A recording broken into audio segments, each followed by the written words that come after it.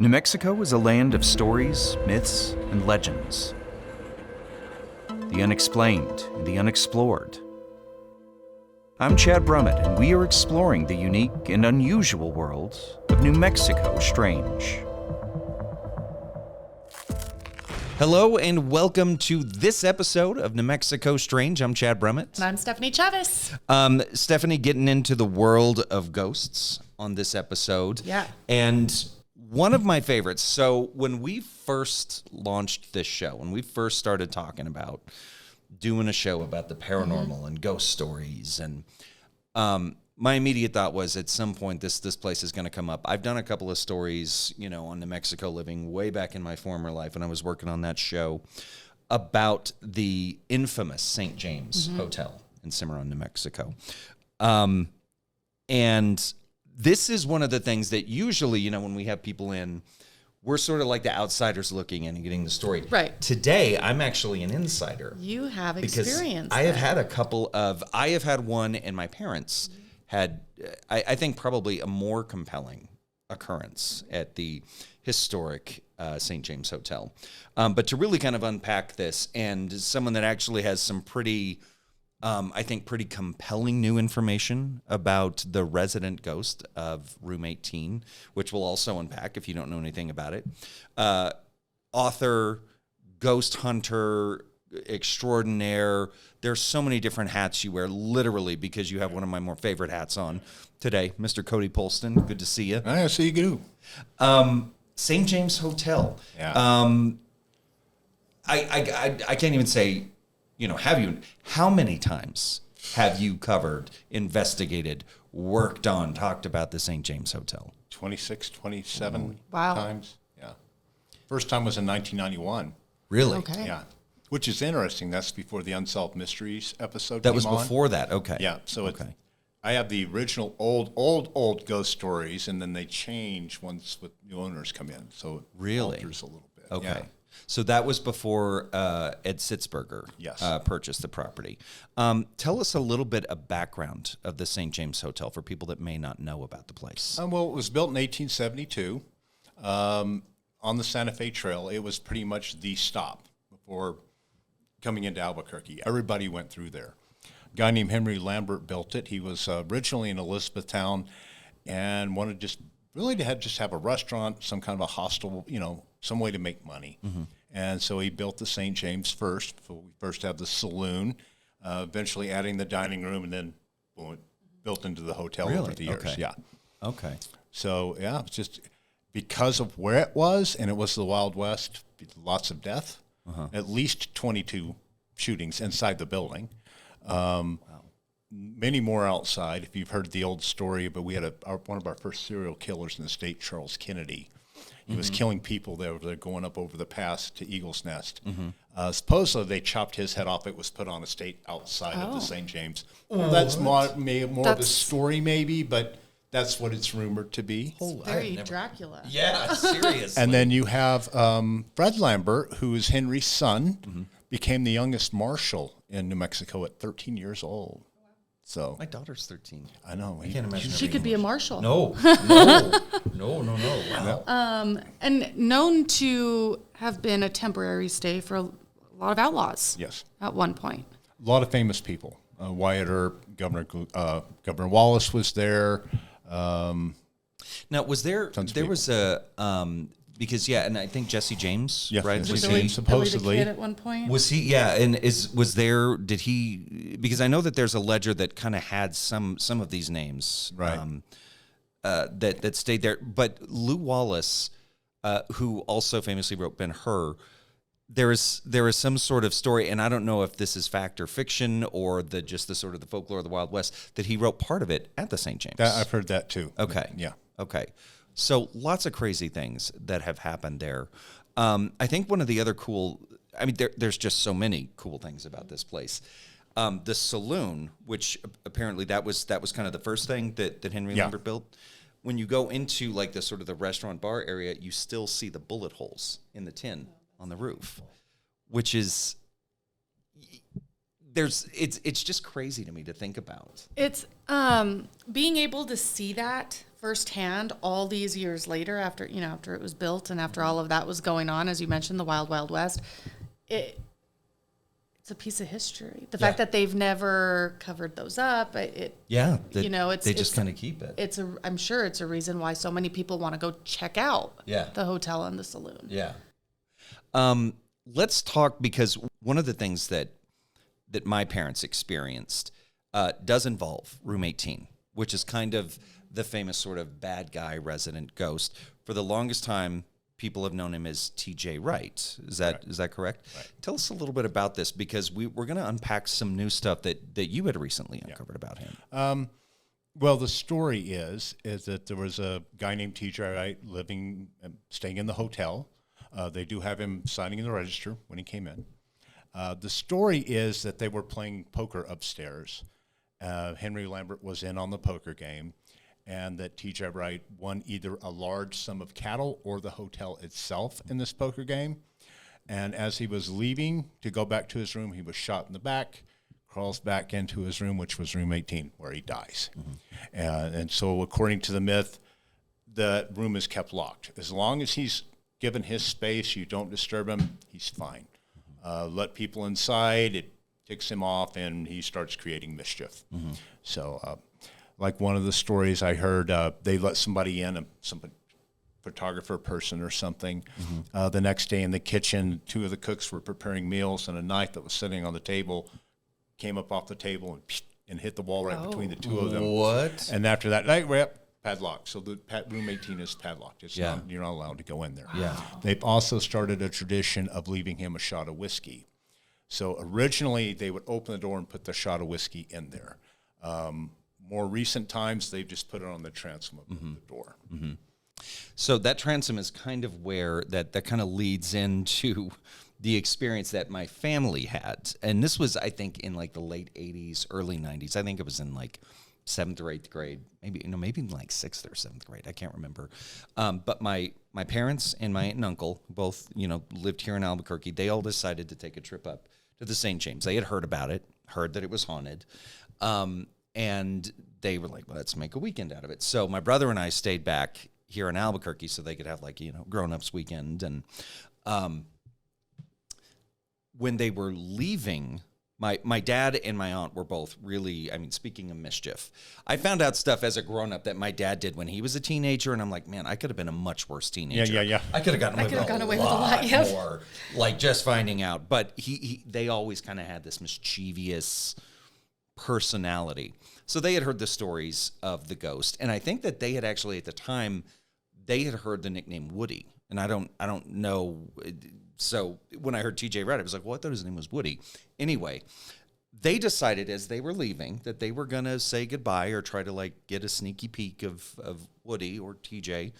So my dad hoists my aunt up on his back, and she's trying to look through the transom, and they're knocking, hey, Woody, are you in there? And just kind of being obnoxious and whatnot. Mistake number one. 2 or 3 hours later, when they come home, my dad and my aunt both break out in hives. My mom and my uncle are fine. They slept in the same bed. My aunt and uncle slept in the same bed. Mom and dad, same bed. They were, around, My dad always kind of had sensitive skin, but my aunt not so much. So the fact that both of them had this sort of reaction to something, and they were the ones being tormenting the ghost. And TJ, Woody, whoever it is, whatever the entity is in room 18 was like, you think you're funny, have some hives, enjoy, have fun. Interesting. So there's more than one ghost. So you have TJ Wright. In room 18? No, so there's TJ Wright, who's in room 18. You have Woody, who is also called the Little Imp in some stories. It's in the bar. Okay. It's more of a short person, 3 or 4 feet tall. That's evolved over the years, and now I think it's a ghost of a child. Uh-huh. Henry Lambert's, I think it was his 4th son, passed away at 3 years old. So oh my gosh. Some people think it's that. You have the ghost of Mary Lambert, who's in room 17. So there's multiple ghosts. Stay with us, New Mexico Strange. We'll be right back. I stayed in room 17. This was years and years and years ago. And I was on a road trip. And so the legend, and correct me if I'm wrong on this, Cody, but part of the legend is that if a window is up in Mary's room, you hear tapping on it. She wants you to close it. So I don't think the window was open when we stayed in the room. But about 5 o'clock in the morning, 4 or 5 in the morning, I'm hearing what sounded to me like someone down the hall. When you take a couple of poker chips and you kind of push them together, like between your fingers, that sort of snap sound. That's what I thought I was hearing, is someone like snapping poker chips together. Could also potentially sound like a tapping on a window. I didn't think it was coming from the window.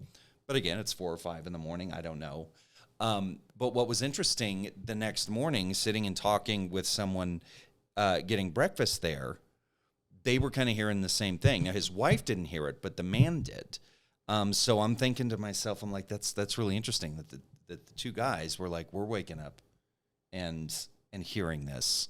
But again, my skeptical idea was, maybe it's the overnight desk clerk. And part of his job is at 4 a.m, you got to go walk around and snap these to, to scare people. Yeah. Yeah. I mean, and you would hope, yes, obviously people travel to these locations because they're curious and they hear the ghost stories and they kind of want to experience it for themselves, right? Mm-hmm. You would hope that would not be the case at these famous locations where the staff is kind of in on it. Right. But that it's I feel like I would tell myself that story just to settle my nervous system. Right. Like, it's just do you hear that? It's just the staff. But you know. So in your experiences, Cody, because I know a lot of times that, especially in your Old Town investigations, other things, you have had experiences happen, but you've been able to, sometimes say, well, it may be this, it may be that, and figure out what the paranormal activity was. Have you personally come across anything like that at the I'll give you one example of each. One I can't figure out. Okay. The perfume smell that is up by room 17. It's not like, that's perfume. It's like, like someone took a gallon of rose oil and like dumped it over your head. It's really sickening strong. No kidding. 2 of us, and we're there, and and you smell it. Take a step back, it's not there. Step forward, there it is. Another step forward, gone. No it's kidding. Like here, and we're going, okay, where could it be coming from? Go down. It's not coming from the floor. Could it be coming upstairs from the ceiling? All right, dude, get on my shoulders. This is, of course, when the manager is going to walk around.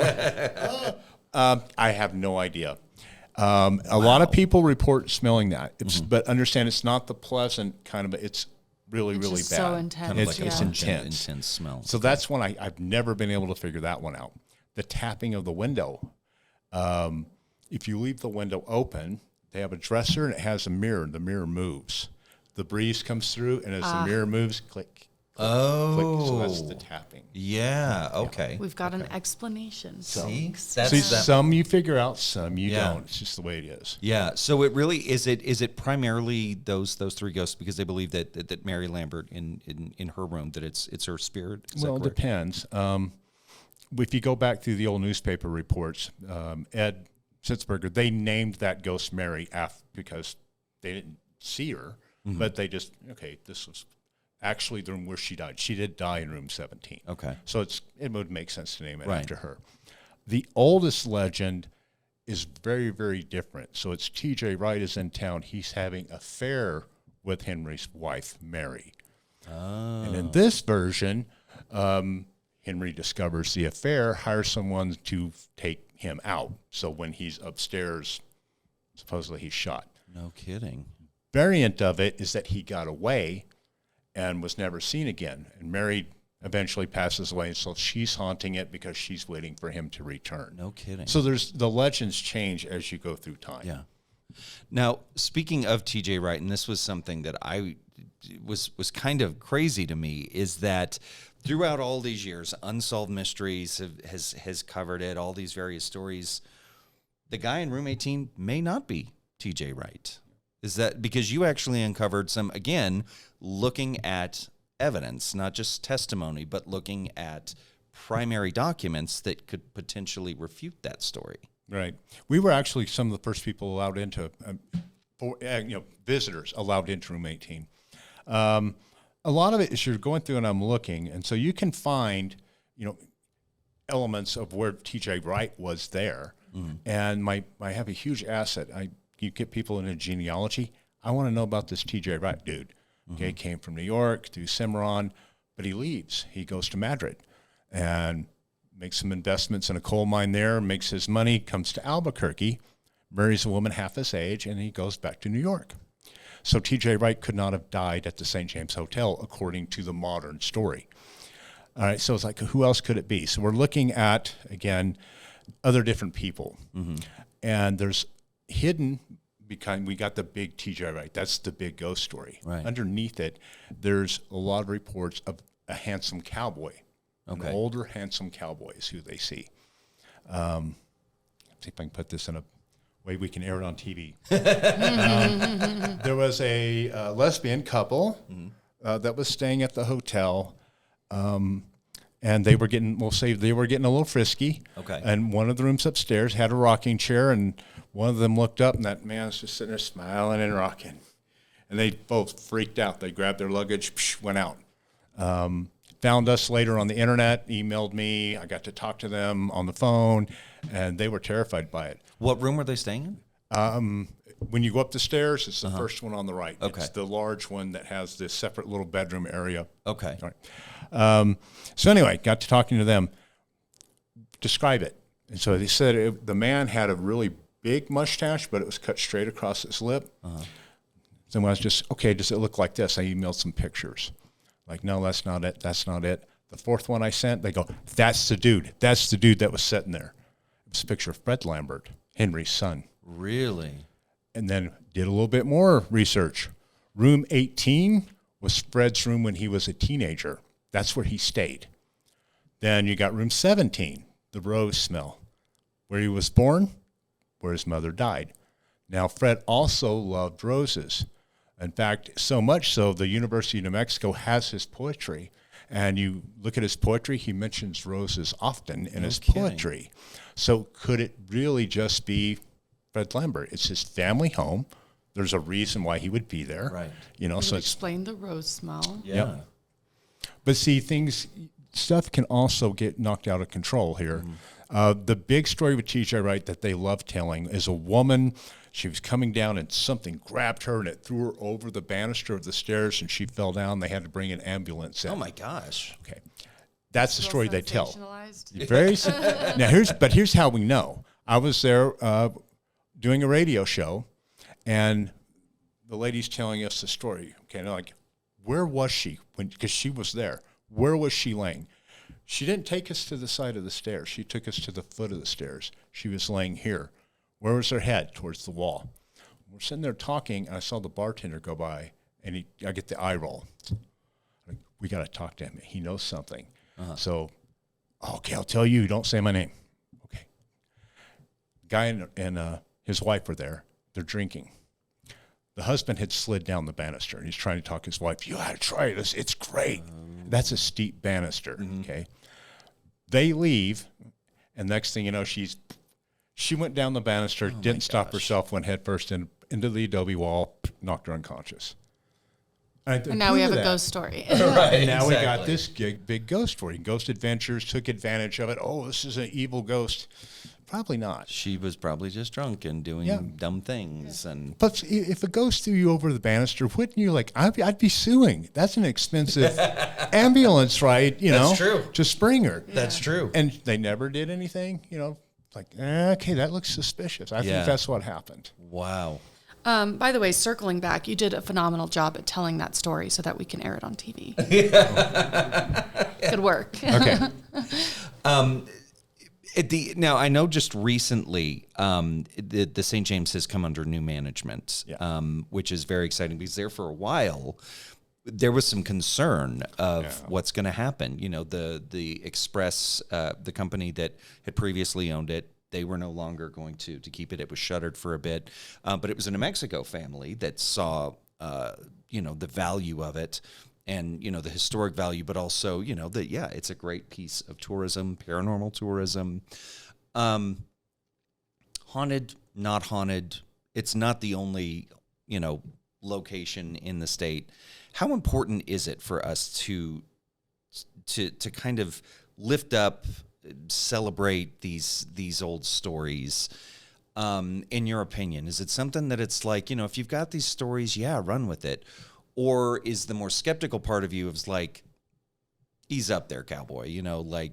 I believe in the entertainment value of ghost stories. Yeah. And people ask, I don't understand. You say you're skeptic, but then you do ghost tours. Right. I can watch a movie like A Nightmare on Elm Street and love it, knowing Freddy Krueger isn't real. Right. As long as the story's good. Right. It doesn't matter whether you believe or don't believe. That's up to you. My job's just to give you the story. Yeah. And I think giving the story is important. St. James is also very important to Old West history, especially history of New Mexico. Yeah. So if it's a ghost story that brings you in and that makes you learn about the history, great, So it's all so much better, So are you going, because there's actually, this is the other part, there's the old St. James, like the original, and then they have in recent years built, and I say recent, probably like 30 years ago, something that they had built an additional area for like a more modern part of the hotel that's not part of the 19th century version of it. But if you're going to go to the St. James, stay in the old one. Right. Like, it's, you don't go to New York and then, skip the Statue of Liberty or something, right? That it was actually started probably around the 1950s. Oh, really? So they built that section, and then it was torn down and then rebuilt again. Okay. Okay. There's some weird stuff on YouTube. If you look for me on YouTube, I have a little series I do called Memoirs of a Ghost Hunter. Okay. And what started it is we film everything, with the little night vision cameras. And I was looking at these tapes going, no one's never going to see these. I mean, we've looked at it to see if there's anything on there. But other than that, what fun would it be to just put that out there? And then I'll narrate all right, where were we going? Oh, yes, we're going there. There's a couple of ones. And we were in the dining room. And back where the new section was, we were there. We heard some footsteps, and we walked through, and there was a swinging door that used to lead to the old kitchen. Mm-hmm. And as we're walking up, you can see a shadow, a very clear shadow, go by it. We go up and we open the door. There's nobody in there. Did not notice it at the time until we got back, and then we're reviewing. What was that? There was somebody back there. I'm like, yeah, and nobody was in there. Wow. So it's strange. Sometimes you miss stuff. Don't be afraid. New Mexico Strange will be right back. Are you going to book a stay at the St. James? Okay, so there's a lot of hotels that I feel like I want to stay in. Mm-hmm. This one is definitely one of them. Yeah. We've talked about how much I'm a horror buff. I like that kind of feeling you get, like that fear.